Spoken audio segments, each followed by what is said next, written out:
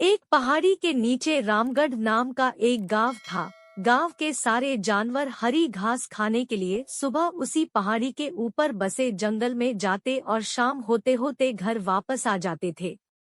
हर दिन की तरह लक्ष्मी नाम की एक गाय अन्य गायों के साथ उसी पहाड़ी के जंगल में घास खाने के लिए गई थी। वह हरी घास खाने में इतनी ज्यादा प्रसन्न थी कि वह कब एक शेर की गुफा के पास पहुंच गई उसे पता भी नहीं चला। शेर अपनी गुफा में सो रहा था और वह पिछले 2 दिनों से भूखा भी था। जैसे ही लक्ष्मी शेर की गुफा के पास पहुंची, गाय की खुशबू से शेर की नींद खुल गई।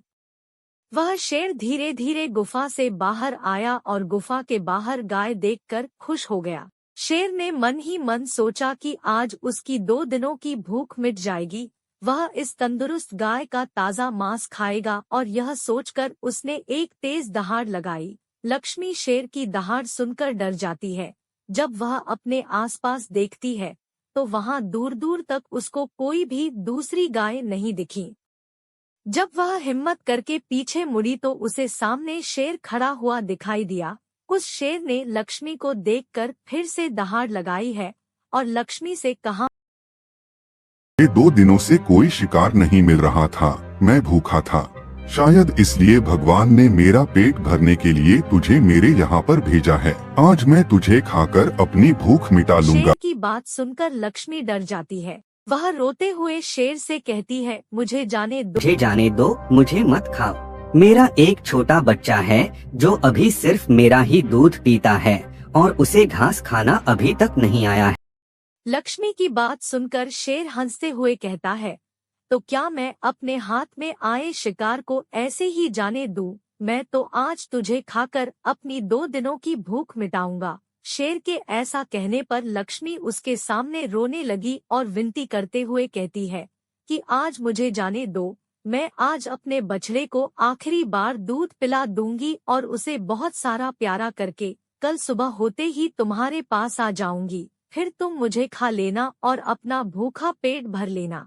शेर लक्ष्मी की यह बात मान जाता है और धमकी देते हुए कहता है कि अगर कल तू नहीं आई तो मैं तेरे गांव आऊंगा, फिर तुझे और तेरे बेटे दोनों को खा जाऊंगा।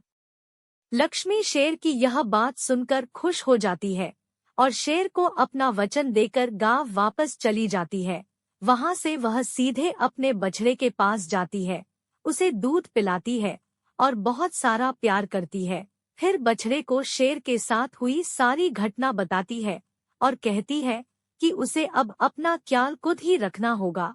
वह कल सुबह होते ही अपना वचन पूरा करने के लिए शेर के पास चली जाएगी। अपनी माँ की बातें सुनकर बछड़ा रोने लगता है। दूसरे दिन सुबह होते ही लक्ष्मी जंगल की तरफ निकल जाती है और शेर की गुफा के सामने पहुंचकर शेर से कहती है, अपने वचन के अनुसार मैं तुम्हारे पास आ गई हूँ, अब तुम मुझे खा सकते हो। गाय की आवाज सुनकर शेर अपनी गुफा से बाहर निकलकर आता है और भगवान के अवतार में प्रकट होते हैं। वह लक्ष्मी से कहते हैं, मैं तो बस तुम्हारी परीक्षा ले रहा था, तुम अपने वचन की पक्की हो, मैं इससे बहुत प्रसन्न हुआ। तुम अब अपने घर और बछड़े के पास वापस जा सकती हो। इसके बाद वे उस गाय को गौ माता होने का वरदान भी देते हैं और उसी दिन के बाद से सभी गायों को गौ माता कहना शुरू कर देते हैं। कहानी से सीख, हमें जान की बाजी लगाते हुए भी अपने दिए हुए वचन को पूरा करना चाहिए। यही हमारे दृढ़ व्यक्तित्व को दर्शाता है।